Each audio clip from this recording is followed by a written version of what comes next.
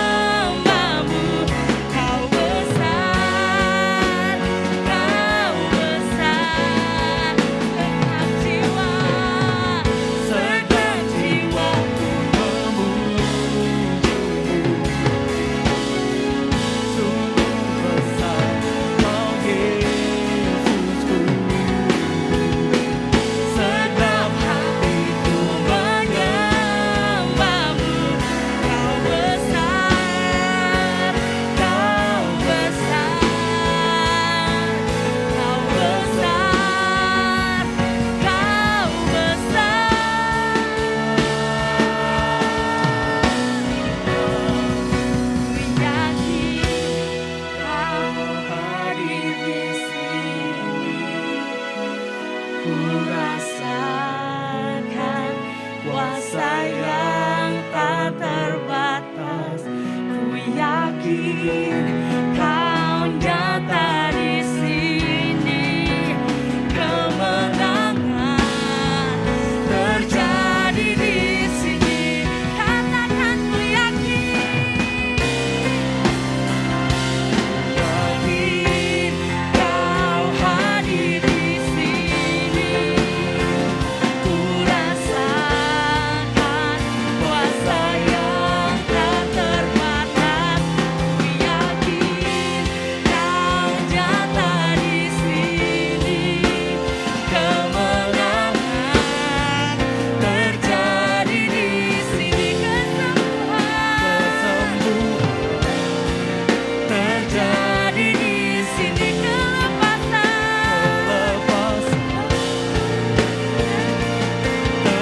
terjadi di sini.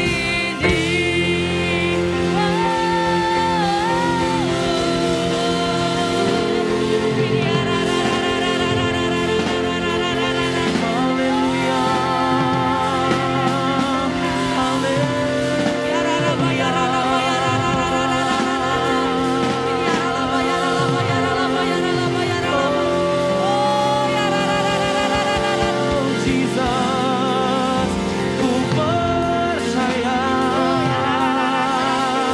hadiratmu, hadiratmu.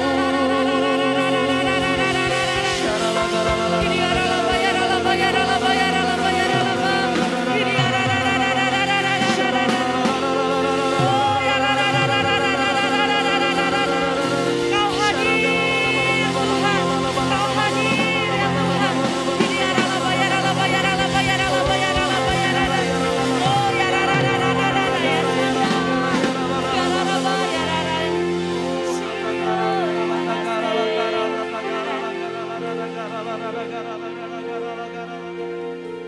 Oh, Kau hadir, Kau hadir, Kau hadir, Tuhan.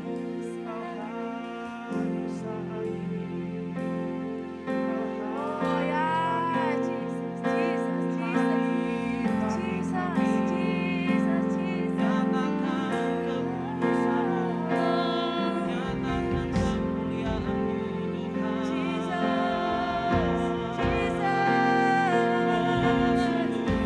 Oh ya Lord, ya Jesus.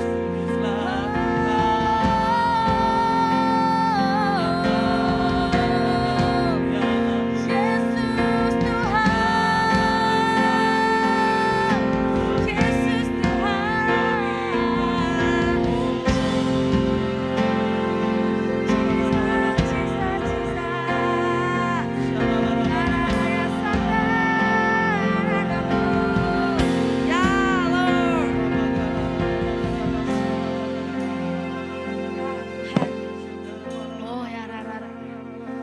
Bapak, kami mengucap syukur Tuhan untuk malam hari ini Tuhan. Terima kasih Tuhan karena kami bisa merasakan kehadiran-Mu ya Tuhan. Kami bersyukur Tuhan, kami bersyukur karena kami mengalami perjumpaan dengan Tuhan. Tuhan, malam hari ini Tuhan, kami mau bawa setiap doa kami Tuhan. Saat malam hari ini kami berdoa Tuhan untuk setiap umat-Mu. Oh Bapa yang baik, oh ya Yesus Tuhan,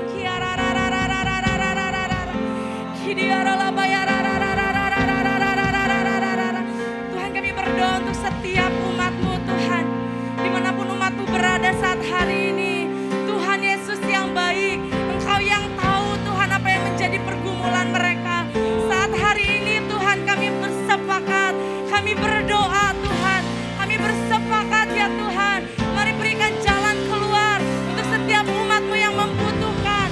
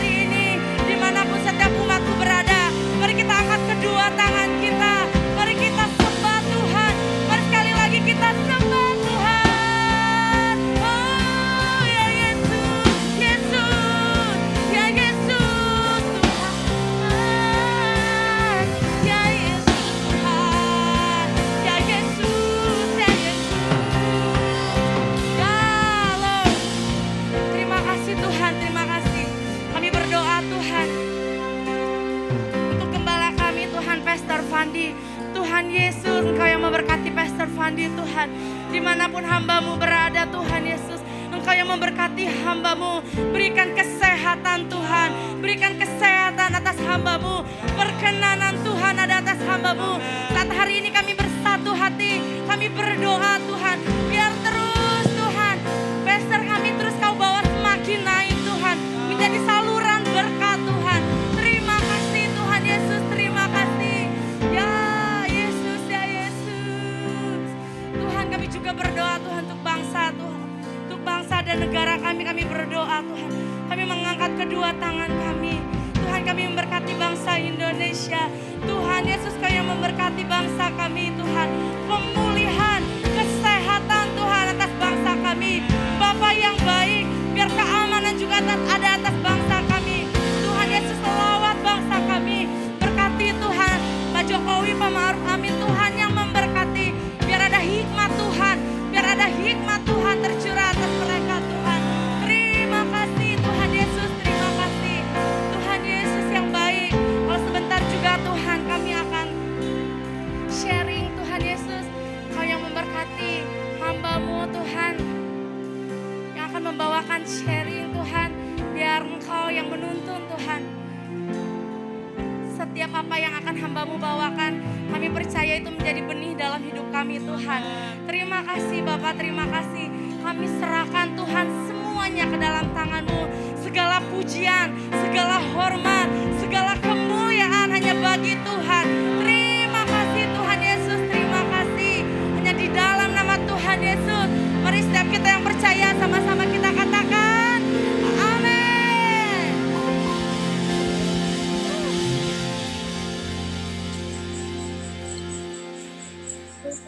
Shalom saudara-saudara semuanya, terima kasih malam hari ini saudara-saudara sudah bergabung dalam Connect at Home ini. Mungkin saya juga tahu mungkin saudara-saudara baru pulang kerja, ada yang harusnya bisa beristirahat, bisa punya waktu dengan keluarga, tapi saya percaya saudara-saudara semua malam hari ini menyempatkan waktu untuk bisa mau bertemu dengan Tuhan, memuji, menyembah Tuhan, mau belajar kebenaran firman Tuhan lebih lagi. Saya percaya itu semua akan menuntun kita untuk kita bisa lebih dalam lagi mengenal Tuhan. Dan di tengah-tengah kita juga malam hari ini sudah bergabung dengan kita Pastor Yogi. Selamat malam Kak Yogi. Selamat malam. Terima kasih sudah bergabung bersama dengan kita kembali. Saya ingat pertemuan kita terakhir kita dapat insight yang luar biasa dari Kak Yogi. Kita belajar banyak. Dan malam hari ini saya percaya juga kita akan mendapatkan sesuatu yang lebih lagi. Dan untuk merefresh lagi mengenai apa yang sudah kita dapatkan 2 minggu sebelumnya, kalau saudara-saudara bergabung dalam Connect at Home ini, kita belajar mengenai baptisan Roh Kudus. Nah, malam hari ini lebih lagi kita akan belajar lebih lagi mengenai baptisan Roh Kudus tersebut. Jadi kalau saudara-saudara juga mungkin 2 minggu yang lalu punya pertanyaan-pertanyaan, masih penasaran mengenai bahan ini, hari ini saudara-saudara bisa bertanya langsung mengenai baptisan Roh Kudus ini. Nanti saudara-saudara juga bisa seperti biasa mengirimkan pertanyaan tersebut di kolom chat. Nanti saya akan bantu untuk moderasi pertanyaan tersebut. Nanti di akhir sesi juga kita akan bahas pertanyaan tersebut. Dan mungkin sekarang sebentar kita mengingat kembali, untuk merefresh lagi, dan juga mungkin untuk menambahkan, saya persilahkan ke Yogi untuk memulai. Terima kasih. Baik, terima kasih buat Serens ya. Karena Pastor Fandi tadi mendadak harus ada rapat ya. Jadi saya hanya mengulang beberapa poin untuk mengingatkan dan menambahkan juga 1-2 poin aja karena waktu juga ya. Nah, kemarin yang sudah dibahas tentu tentang bahasa roh. Ada beberapa yang menjadi pembahasan di luar sana yang kita perlu bisa menjawab sebagai jemaat di PISET atau di GBI. Yang pertama, soal bahasa roh dilakukan gereja sekarang, katanya bukan bahasa roh asli. Ini udah dibahas kemarin ya. Kita ingatin lagi bahwa yang kita kerjakan itu ada di Alkitab. Soal asli atau tidak asli kan hanya Tuhan yang tahu. Dan si pelaku itu ikut-ikutan atau enggak, ya hanya Tuhan yang tahu. Jadi kita nggak bisa menghakimi atau membiarkan orang mengatakan, bahasa roh lu yang sekarang dilakuin itu nggak asli. Itu nggak bisa. Karena Alkitab jelas ada ya. Di Kisah Para Rasul kita melihat itu, di Korintus juga kita lihat itu. Poin kedua yang sudah dibahas, berdasarkan slide yang saya dikasih dari Pastor Fandi ya. Bahasa roh hanya untuk doa pribadi, nggak boleh dalam ibadah. Kecuali ada yang menafsirkan isu ini, kita bisa timpali atau memberikan jawaban bahwa nggak demikian. Memang betul bahasa roh untuk mengembangkan pribadi kita, ya iman kita kepada Tuhan, supaya kita bisa mengembangkan orang lain, membangun iman orang lain. Tapi bisa digunakan di ibadah umum, selama konteksnya tidak untuk mengajar.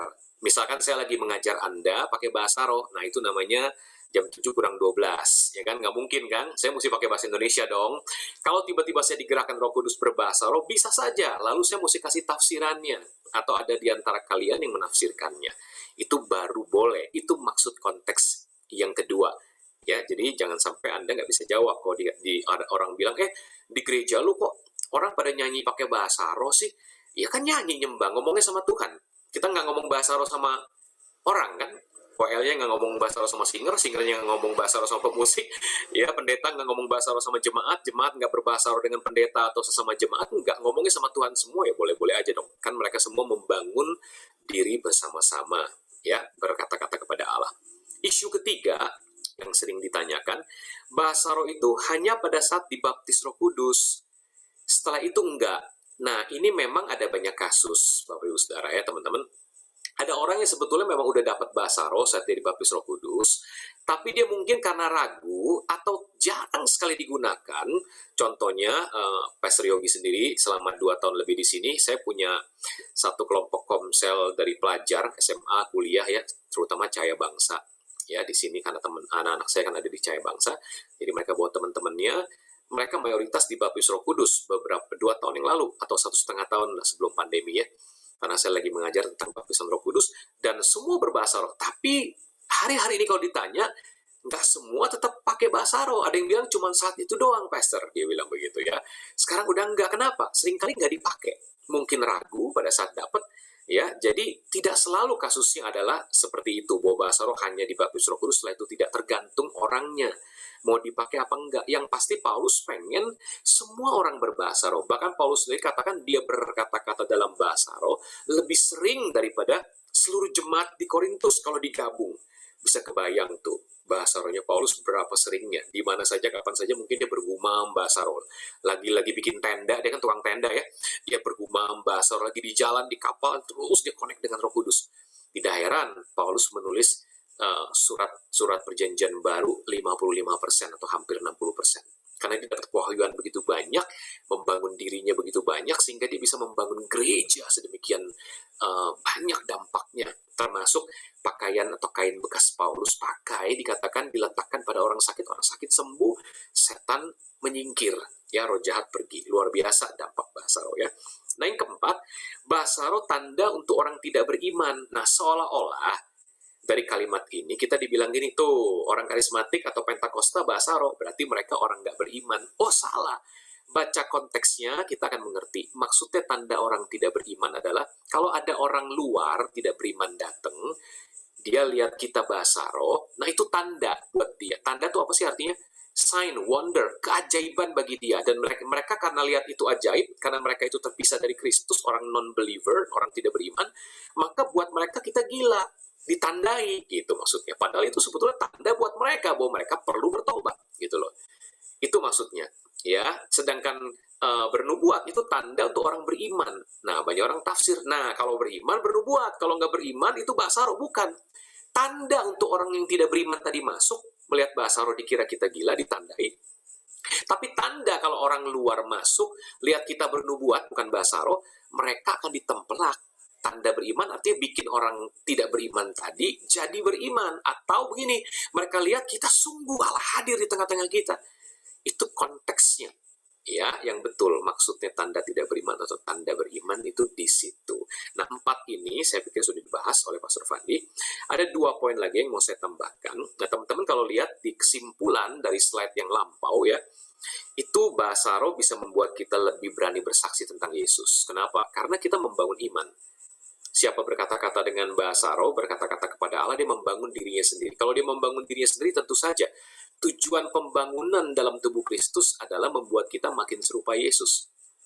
Makin seseorang serupa Yesus, makin dia berani memberitakan Injil seperti Yesus. Ya, jadi jelas. Membangun kerohanian, ya jelas. Baik itu karunia apapun, membangun diri atau orang lain, kedua-duanya adalah menjadi seperti Yesus dan roh kita akan makin kuat. Kita bisa merasakan hadiratnya, merasakan damai sejahtera, sukacita yang besar, ya, akan bisa doa lebih lama, ya, roh kita yang berdoa, akal budi kita saling bisa berhenti, ya, kadang bahasa Indonesia, kadang keluar Inggris, kadang bahasa roh, itu namanya berganti-ganti seperti yang Paulus bilang. Aku berdoa dengan rohku, berdoa dengan akal budi, aku bernyanyi dengan rohku, memuji dengan rohku, juga memuji dengan akal budi, ya. Terus masuk dalam perhentian, spiritual refreshing, meningkatkan imunitas tubuh. Ini sebetulnya baru di survei beberapa, mungkin 10 atau 20 tahun yang lalu, ya, di Oral Roberts University, ya. Karena Oral Roberts satu penginjil Pentakosta yang cukup terkenal pada saat itu, dia punya universitas mengadakan satu penelitian, sehingga hasil penelitian orang yang sering rutin berbahasa roh dinyatakan bahwa imunnya lebih baik, ya, karena dia stres. Kalau stres dan depresinya itu bisa dibuang, tentu saja imun kita menjadi lebih baik. Logikanya kan begitu, ya. Tapi ada 2 poin saja saya tambahkan sebelum kita bahas tanya jawab. Tolong dibuka, saya nggak bisa ke Alkitab, tapi saya akan bacakan. Kalau Anda bisa, tolong dibantu. Kalau nggak, baca di handphone aja. Ada 2 poin yang mau saya bagikan. Dari Roma pasal 8, ya teman-teman. Ini nggak semua orang mengerti ini. Roma 8, ayat 26 mulai. Ya, saya akan bacakan buat teman-teman, ya. Ini fungsi bahasa orang yang jarang dibahas, ya. Demikian juga roh membantu kita dalam kelemahan kita. Sebab kita tidak tahu bagaimana sebenarnya harus berdoa. Tetapi roh sendiri berdoa untuk kita kepada Allah dengan keluhan-keluhan yang tidak terucapkan. Nah, ini bagus banget nih, ya. Roh membantu kita dalam kelemahan kita, sebab kita tidak tahu bagaimana sebenarnya harus berdoa. Dari sini aja kita ngerti bahwa kelemahan kita salah satunya adalah kita nggak tahu gimana caranya berdoa. Pernah nggak teman-teman ngerasain, aduh, saya rasanya hatinya berat, hidupnya berat, tapi mau doa apa ya? Kayaknya udah kehabisan kata-kata. Nah, di sini dikatakan Roh Kudus yang ada di dalam Anda dan saya itu akan membantu. Ada suara yang masuk dari mana ini ya? Mungkin bisa di-mute semua yang lainnya. Thank you. Jadi, roh itu membantu kelemahan kita karena kita nggak tahu gimana caranya berdoa. Roh itu sendiri katanya berdoa untuk kita kepada Allah dengan keluhan yang tidak terucapkan. Ini bicara soal bahasa roh, teman-teman. Karena keluhan yang tidak terucapkan, Roh Kudus itu tinggal di dalam batin kita. Saat Anda dan saya nggak tahu caranya berdoa, disitulah Roh Kudus akan berdoa dengan keluhan yang tidak terucapkan lewat batin kita. Itulah lewat bahasa roh. Dan perhatikan ayat 27. Allah yang menyelidiki hati nurani, mengetahui maksud roh itu. Maksud Roh Kudus yang lagi doa lewat kita, ya, dengan bahasa roh. Bahwa ia sesuai dengan kehendak Allah berdoa untuk orang-orang kudus. Jadi bahasa roh itu punya fungsi ini nih, yang tadi belum dibahas di slide-slide yang Anda dengar sebelumnya, bahwa Anda sedang berdoa sesuai dengan kehendak Allah ketika Anda bahasa roh. Bedakan dengan Anda doa dengan akal budi saja. Jangan-jangan kita doanya hawa nafsu, nggak sesuai kehendak Allah. Walaupun boleh saja kita minta apa saja, ya kan? Kan belum tentu semua dikabulin sama Tuhan. Tapi kalau kita berbahasa roh, jelas Alkitab bilang Allah yang menyelidiki hati nurani mengetahui maksud roh itu. Karena Roh Kudus yang doa lewat keluhan tidak terucapkan. Bahwa ia, Roh Kudus tadi, sesuai kehendak Allah berdoa untuk orang kudus. Jadi doanya sesuai kehendak Allah. Untuk siapa? Orang kudus. Siapa orang kudus? Anda dan saya. Untuk kita. Dia tahu masa depan kita. Bahkan orang kudus lebih luas lagi, bukan hanya untuk kita, tapi orang-orang kudus di mana saja, negara mana saja. Contohnya, satu kali ada seorang penginjil kesembuhan, namanya John G. Lake. Ya, kalau Anda klik John G. Lake, satu zaman dengan Smith Wigglesworth yang bangkitin orang mati itu. Satu kali dia lagi bahasa roh di gereja, terus nyembah begitu deep worship bersama seluruh jemaatnya. Ketika dia lagi bahasa roh, tiba-tiba, nah ini dia, doa, keluhan tidak terucapkan, Anda sedang berdoa sesuai kehendak Allah untuk orang-orang kudus. Bukan hanya untuk kita. Kita orang kudus, tapi orang kudus di negara lain juga bisa. Roh dia tiba-tiba pergi, dia ngelihat lintas benua. Dia ngelihat benua Afrika, dia waktu itu ada di Afrika bersama jemaatnya. Dia keluar lewat laut, terus masuk ke benua Australia, ke Amerika. Dia masuk ke sebuah rumah sakit jiwa. Kemudian dia ketemu seorang perempuan sedang dibelenggu pakai baju diikat begitu, orang rumah sakit jiwa kan ya, tangannya nggak bisa gerak. Dia tengking roh yang menyebabkan penyakit jiwa dan perempuan itu sembuh. Terus rohnya balik lagi ke Afrika. Satu kali beberapa bulan kemudian dia konferensi penginjilan di Amerika. Dia ceritakan hal itu. Seorang ibu setelah ibadah datang ketemu John Gilek. Pastor Gilek, itu tepat sekali. Anak saya, dikasih fotonya, ini anak saya. Betul nggak mukanya nih? Iya betul, ini yang saya lihat.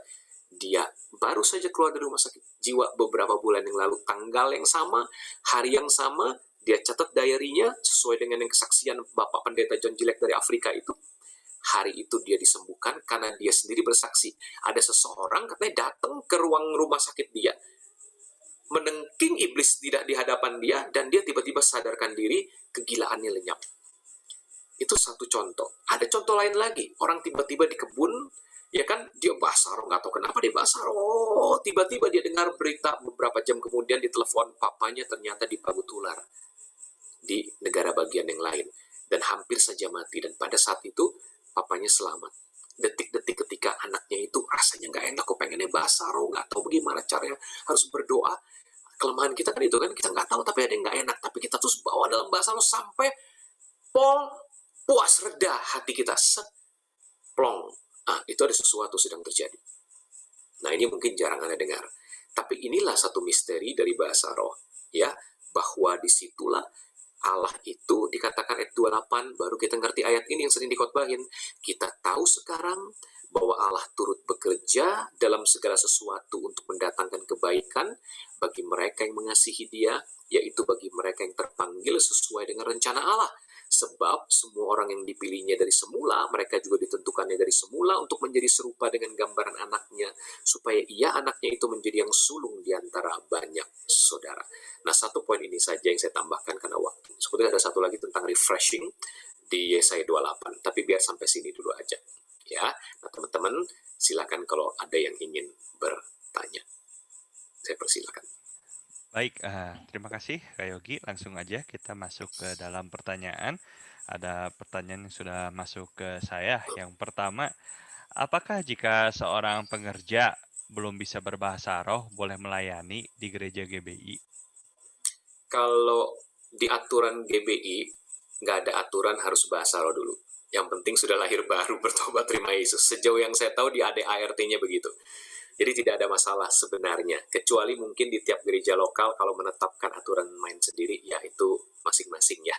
Sejauh yang saya tahu di GBI, karena saya baru saja kemarin ada ujian, karena saya baru dari JKI kan, pindah ke sini, dipaksa untuk belajar ADART GBI, nggak ada, harus bahasa roh dulu kalau mau pelayanan ya. Begitu, ya. Oke.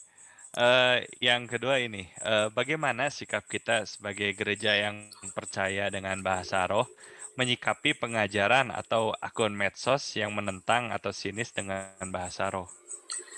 Iya, menurut saya nggak usah dibalas, buktikan dari buahnya saja. Karena ya terus terang juga, kadang-kadang kita kaum karismatik dan Pentakosta, apalagi kita klasik nih kan, judulnya kalau GBI kan klasik ya, kalau karismatik kan dia nggak terlalu menekankan ya kan, soal tanda awal dan sebagainya. Nah, itu menurut saya sih kita tunjukin buahnya aja. Justru kalau kita malah membalas, kelihatan banget katanya bahasa roh, tapi hidupnya masih daging. Ya jangan dong, bahasa roh harusnya kan kita lebih dipimpin roh. Harusnya, ya kan? Nah, kenyataannya kan kadang-kadang jujur kita bahasa roh, tapi karakternya lebih balelo daripada yang nggak bahasa roh. Nah, itu kita harus bertobat sih. Menurut saya, apalagi menghadapi gitu, nggak usah dibales lah.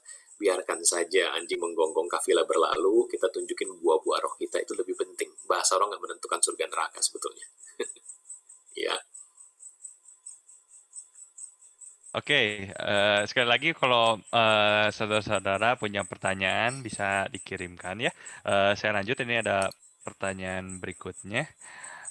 Ini kapan waktu yang tepat ya waktu menyembah dengan bahasa roh atau bermazmur dengan kata-kata yang dimengerti oleh manusia? Mungkin ini kayaknya kalau kita lagi worship gitu ya, ada kita waktu berbahasa roh atau waktu bermazmur, itu gimana Kak Yogi? Ya, itu memang nggak ada aturan main kapan waktu yang tepat. Yang pasti itu dari hati kita. Biasanya kalau saya ini bangun tidur itu biasa udah langsung nyembah Tuhan dengan bahasa roh. Itu seperti mesin pemanas mesin kalau buat saya. Jadi pemanasan tuh dia bikin panas cepat, langsung nembus kehadirat Tuhan. Justru kalau buat saya basaro, kalau buat saya ya. Atau lagi lemes, letih lesu, berbeban berat juga bisa, fisik capek juga bisa. Misalkan tadi kan capek banget nih, setengah 6, jam 6 saya masih harus ngurusin sesuatu, pulang dan saya tahu sebentar lagi jam setengah 8 saya udah mesti ready karena jam 8 kan ya. Tubuh saya capek banget, saya baringkan tubuh aja di kasur, saya sambil bahas roh pelan-pelan, enak, enjoy. Ya itu yang saya pengen bahas sebetulnya, cuman karena waktu ya. Yesaya 28 kalau Anda baca ayat 11, 12, 13, di situ Tuhan memberikan perbedaan antara orang yang mengandalkan roh dengan mengandalkan aturan tertulis. Kalau Anda baca secara singkat lah saya katakan ya, Yesaya 28, inilah tempat perhentian kata Tuhan.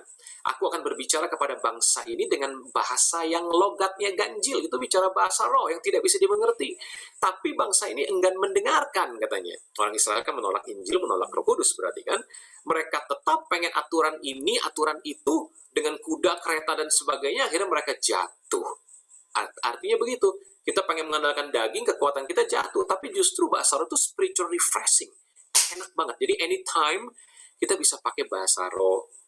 Anytime kita bisa campur bahasa Indonesia. Anytime kita bisa campur dengan bahasa Inggris dan sebagainya. Jadi nggak ada aturan main kapan, di mana itu roh kita yang tergerak untuk bersekutu dengan Allah secara directly. Karena siapa berkata dengan bahasa roh, dia berbicara langsung kepada Allah. Gitu ya, jadi no problem, terus aja makin sering sudah makin membangun diri. Ingat tujuannya menjadi serupa Yesus, tadi kita udah baca di Roma 8 ayat 28-29 ya. Allah turut bekerja dalam segala hal, ujungnya menjadi serupa dengan putranya, anaknya Yesus Kristus ya. Oke, silakan kalau masih ada yang lain. Oke. Ini saya pernah membaca di Alkitab bahwa Lukas dan Paulus memiliki pandangan yang berbeda mengenai bahasa roh. Bisa tolong dijelaskan nggak? Lukas dan Paulus, bisa kasih saya ayatnya nggak? Lukas pandangannya apa, Paulus pandangannya apa? Dari yang nanya misalnya. Nggak ada sih kayak gitu. Nggak ada ya. Oke, itu juga tafsiran mungkin Iya. ya.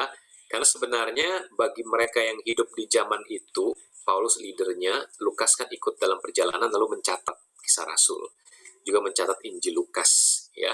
Seharusnya di antara mereka tidak ada perbedaan konsep, seharusnya. Perbedaan konsep terjadi ketika sudah menjadi 100 tahun kemudian, 200 tahun kemudian, dan sekarang sudah hampir 2000 tahun kemudian, jadilah penafsir, puluhan penafsir atau ratusan penafsir teologi berbeda-beda, terjadilah tafsir-tafsir bahwa jangan-jangan Lukas punya konsep beda dengan si Paulus dan sebagainya. Tapi saya yakin pada zaman itu Paulus, Petrus dan sebagainya mereka biasa dengan yang namanya baptisan Roh Kudus dan bahasa roh.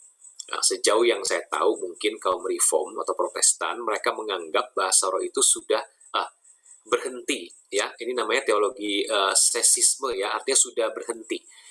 Dan mereka menganggap baptisan Roh Kudus itu adalah kejadian yang sama dengan orang yang lahir baru, bertobat terima Yesus. Mereka dimasukkan ke dalam tubuh Kristus dan dibaptis oleh satu roh, dikatakan itu baptisan Roh Kudus. Jadi mereka menganggap lahir baru terima Yesus, bertobat itu sama dengan baptisan Roh Kudus.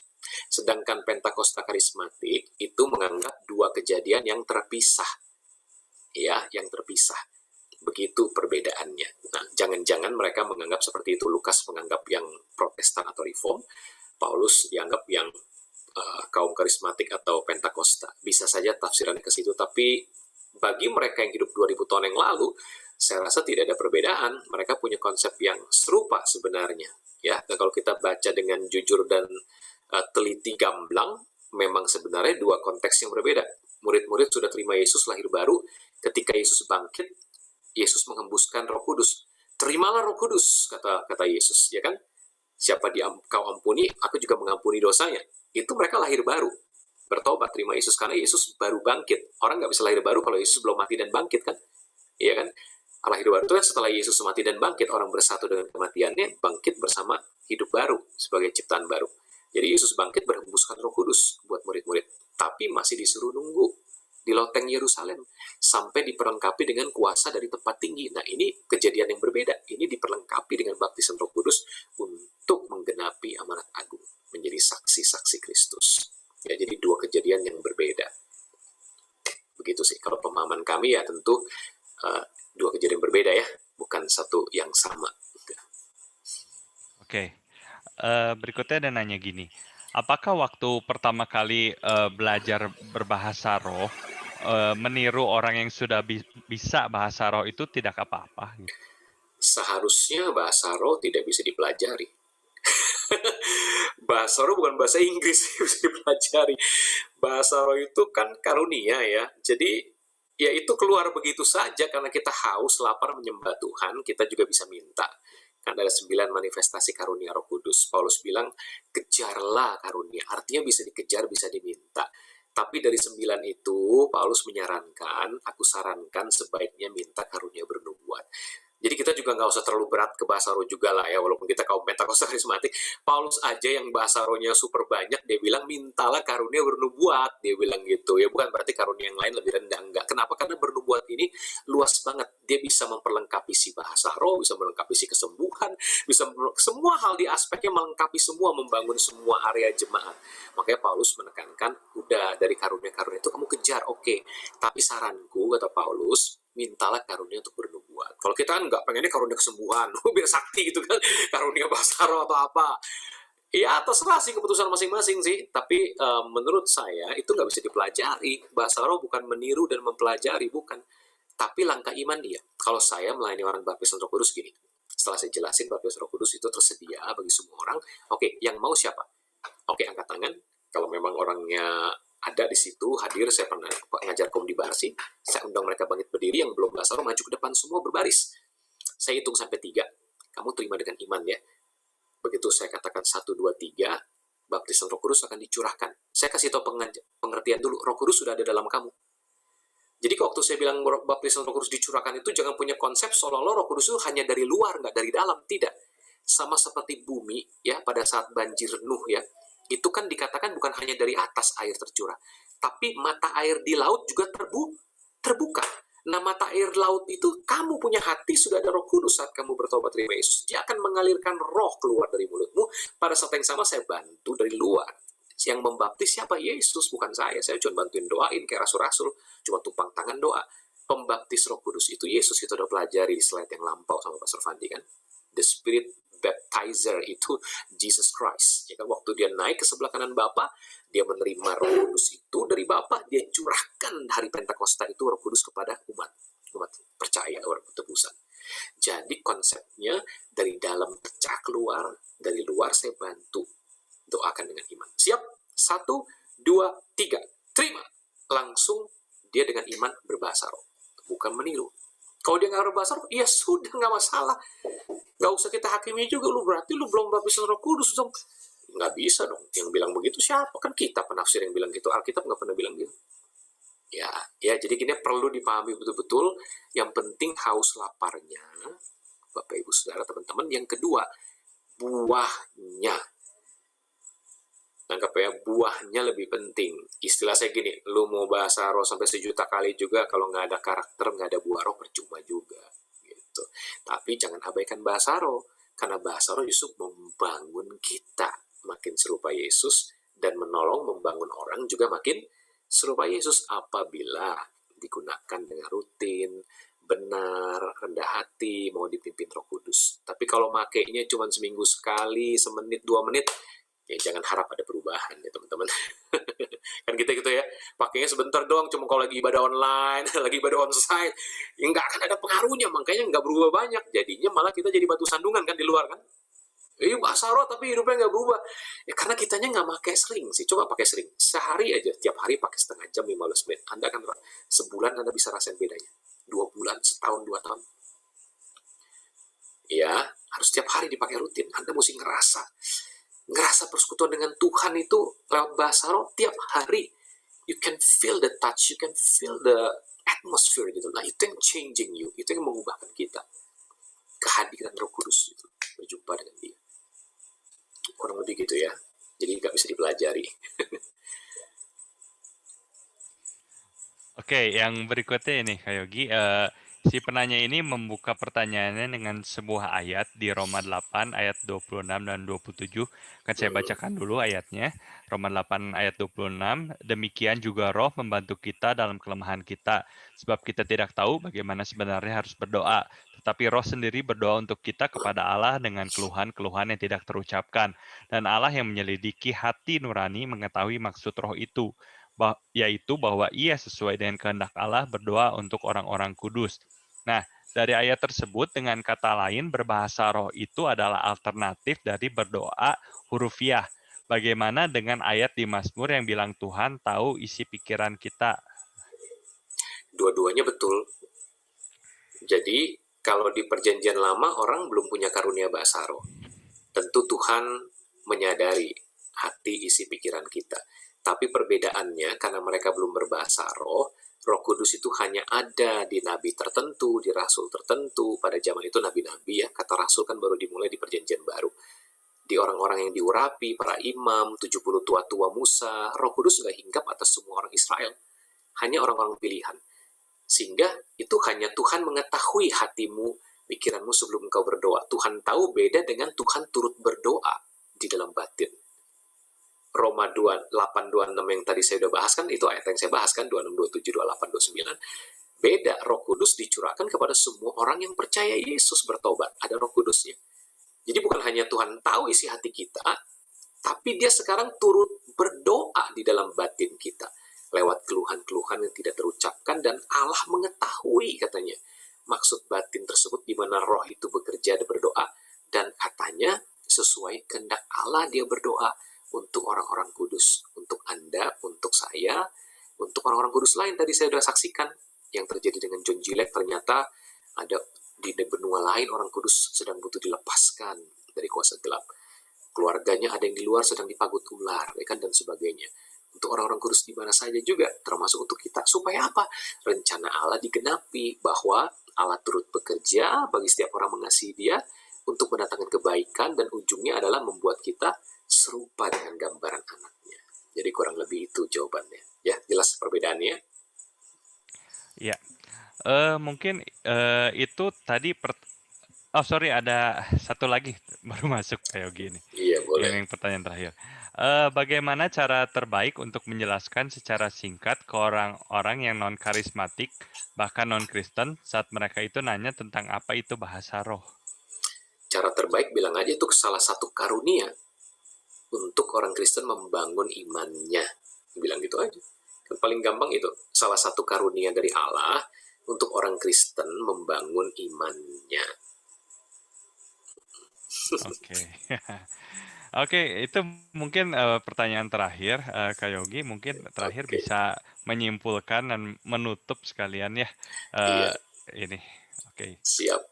Jadi kesimpulannya teman-teman tahu, yang sudah berbahasa roh, pakailah sungguh-sungguh, ya kan, pakailah dengan rutin setiap hari, ya, bila perlu di mana saja, kapan saja, connect terus, pelan-pelan bergumam, nggak apa-apa ya. Cuman jangan juga keterlaluan ekstrim, tadi kira lu gila kemana-mana, kuat kamit, ya kan. Tapi tiap hari kalau bisa, adakan waktu pribadi lah di kamar Anda, berdua, ya, Roh Kudus.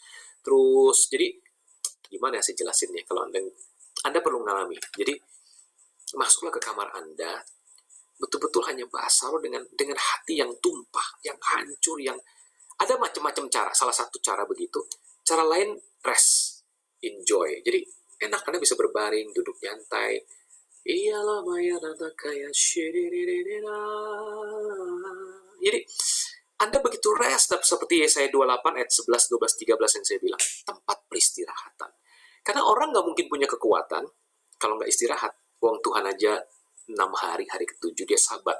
Ya kan, ini kan satu tanda, dan sabat itu di Ibrani lambang orang yang rest, orang yang bergantung penuh kepada Roh Kudus, kepada Allah, kepada karya salib, ya kan. Jadi saran saya, gunakan itu sungguh-sungguh. Nah, makin Anda gunakan itu sungguh-sungguh, buah roh akan makin nyata. Justru orang akan bungkam, nggak akan lagi orang tuh bahasa roh, tapi kenyataan hidupnya gini gitu. Ya, wong bahasa roh cuma seminggu sekali 2 menit, ya kan, disuruh sama WL doang, ya kan, nggak bisa. Harus sesuatu itu harus terus digunakan, terus jam terbang segala macam. Nah, dari situ Anda membangun diri sendiri. Kata membangun itu dalam bahasa Yunaninya di 1 Korintus 14 ayat 2 dan 3, oikodomeo. Sama seperti kita membangun sebuah bangunan. Ya, oikodomeo itu membangun sebuah bangunan, Anda pasang fondasinya dulu. Kemudian mulai susun bata, di semen, dikasih besi lagi, cakar ayam, ya kan. Jadi nggak bisa langsung. You got to do it daily basis, day by day, hari demi hari. Saya dengar kesaksian dari pendeta Edileo, satu kali dia digerakkan Tuhan sampai 3-4 jam dia bahasa roh, kemudian tiba-tiba dia harus, itu menjelang dia membawakan sesi hati Bapa. Hati Bapa sudah biasa banget di Abalov di bagian di Jakarta ya, mereka pada nangis segala macam. Tapi kali ini karena dia digerakin Tuhan bahasa roh 3-4 jam nggak berhenti, akibatnya apa? Waktu dia rangkul orang itu setelah selesai sesi hati Bapa, dia berdoa, itu orang mental sampai 4-5 meter jauhnya. Dilawat Tuhan, dilepaskan dan sebagainya. Nah, Pastor Yogi pernah ngalami berapa tahun lalu waktu melayani di Youth Retreat 2 kali, anak-anak SMA sama anak-anak pelajar di 2 kota berbeda, yang satu di Bandung, yang satu di Jogja. Yang pertama, kasus pertama, orang-orang anak-anak dilawat dengan baptisan Roh Kudus berhari-hari nggak bisa bahasa Indonesia. Bukan pastor yang nyuruh mereka bahasa roh, lu setiap hari jangan pakai bahasa Indonesia, nggak, mereka ngomong bahasa Indonesia, keluarnya bahasa roh. Dan gurunya sampai panggil saya, Pak Yogi, ini kenapa anak-anak jadi begini? Mereka normal lagi nggak? Normal lah Pak, bang, saya bikin orang gila, itu pekerjaan Roh Kudus, bukan pekerjaan saya bilang kan. Akhirnya beberapa hari kemudian mereka bisa bahasa Indonesia. Dan mereka betul-betul dibangun, mereka bertobat, mereka jadi kudus, mereka bikin persekutuan doa, di sekolah-sekolah terjadi revival. Yang kedua, nggak sampai berhari-hari seperti itu, hanya berjam-jam. Jadi sesi itu selesai, sampai sesi berikutnya nggak bisa ngomong Indonesia anak-anak ini. Mereka ngomong bahasa roh terus sampai beberapa sesi selama di situ. Tapi yang lebih gawat itu yang pertama, sampai berhari-hari, sampai sekolah, liburnya selesai, itu besoknya 2 hari, 3 hari mereka sekolah, nggak bisa ngomong bahasa Indonesia, nggak bisa ngomong bahasa Jawa, bahasa apa, di Semarang, waktu itu di Jogja kan. Jadi fenomena itu bisa terjadi. Tapi itu pekerjaan Roh Kudus. Jadi ketika Anda bahasa roh, berbagai fenomena ajaib bisa terjadi sesuai karunia yang Tuhan pengen taruh dalam Anda. Pada saat saya di Maranatha, saya diberi sebuah karunia yang saya nggak sadar. Ketika saya sering bahasa roh, saya baca buku Benin itu 6-8 jam saya habisin. Terus saya nangis, saya bahasa roh, Selamat Pagi Roh Kudus. Mungkin Anda tahu ya, zaman tahun 90-an tuh rame banget kan Benin bukunya. Selamat Pagi Roh Kudus, sudah direvisi berapa kali. Saya baca itu 1 kali, saya habisin. Saya ke kampus segala macam, saya sering bahasa roh, dan orang-orang bersaksi, Gi, lu gila lu. Lu masuk ke mimpi gua. Lu nginjilin gua di dalam mimpi. Hah, masa? Jadi mereka merasa saya nginjilin mereka masuk ke dalam mimpi. Saya nggak merasa bisa masuk ke mimpi orang. Dan itu berlanjut pada saat sampai di Jepara saya menggembalakan.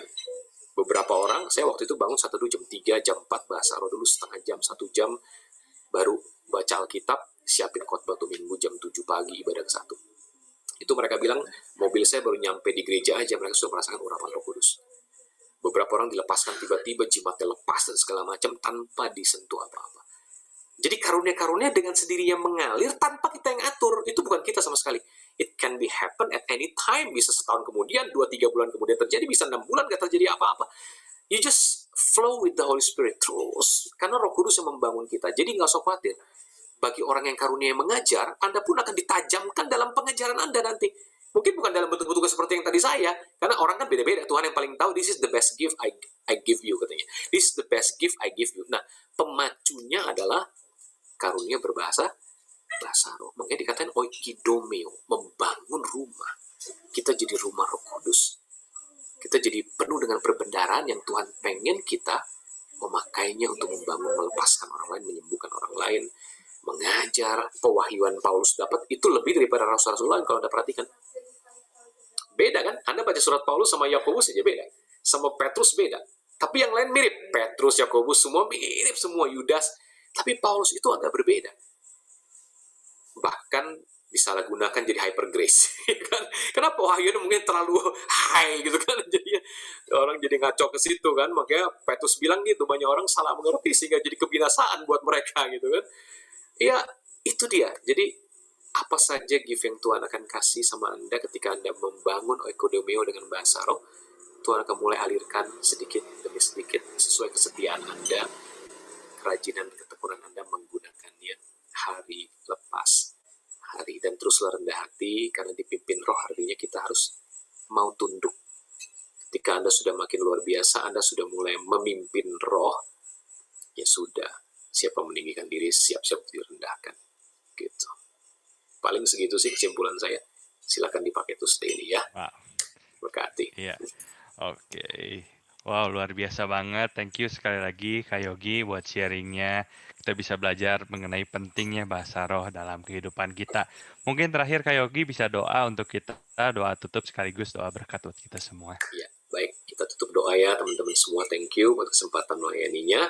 Bapak di sorga, makasih hambamu udah selesai menyampaikan sebagian kecil dari sebuah kebenaran yang juga mungkin belum lengkap dan jauh dari sempurna. Karena kami semua terus belajar, terus mau dipimpin oleh Roh Kudus. Khususnya mengenai baptisan Roh Kudus yang memang masih kontroversi di berbagai bagian lain tubuh Kristus. Tapi kami mau belajar dengan rendah hati, dengan gamblang membaca Alkitab, khususnya gereja mula-mula sebagai teladan kami Tuhan Yesus. Apa yang mereka alami, kami percaya Tuhan mau untuk kami juga mengalaminya, walaupun dengan konteks yang berbeda di zaman now. Tuhan tolong kami, urapi kami, berkati kami, supaya hidup kami makin berbuah, makin menjadi garam dan makin menjadi terang, lewat khususnya bahasa roh yang sudah Tuhan karuniakan. Buat mereka yang belum, Tuhan gak usah mereka menjadi tertuduh, terus Tuhan bangun mereka. Ada berbagai banyak cara Tuhan membangun setiap kami. Kami percaya yang penting adalah kami sudah selamat, Roh Kudus ada dalam kami. Kami mau hidup sesuai tuntunan roh dan bukan mengikuti daging. Itu yang paling penting, the most important thing, sehingga nama Yesus dipermuliakan, buah roh kami bisa menjadi berkat bagi banyak orang diselamatkan lewat hidup kami. That's the most important thing. Kami berdoa, kami bersyukur sebelum kami pulang, kami buka tangan kami, buka hati kami. Teman-teman, terimalah berkat dari Bapa dalam sorga, dalam Putra Tunggal Tuhan Yesus Kristus, dalam Tuhan yang manis dengan Roh Kudus. Tuhan memberkati dan melindungimu, Tuhan menyinari engkau dengan wajah dan memberimu kasih karunia. Tuhan menghadapkan wajah kepada memberimu damai sejahtera melampaui segala akal mulai hari ini sampai Maranatha, sampai selama-lamanya. Dia jemput engkau di awan permai. Engkau ditemukan sampai mempelai dewasa, kudus, cantik, tanpa cacat kerut serupa itu, sampai selama-lamanya kau jadi berkat bagi banyak orang. Sama-sama setuju kita katakan amin. Tuhan berkati. Thank you banget. God Thank bless you Kak Yogi. God bless. Bye. Bye-bye.